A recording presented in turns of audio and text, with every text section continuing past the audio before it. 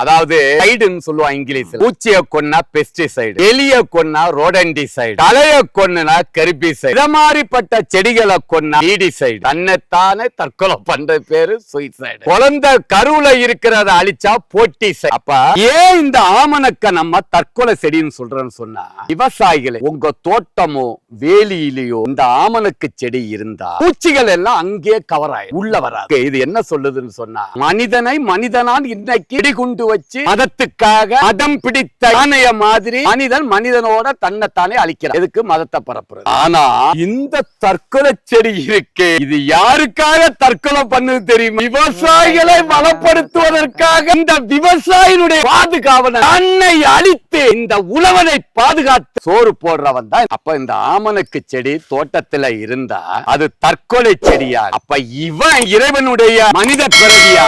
அப்ப நீங்க ஆமணக்க நடனம் இத பார்த்துட்டா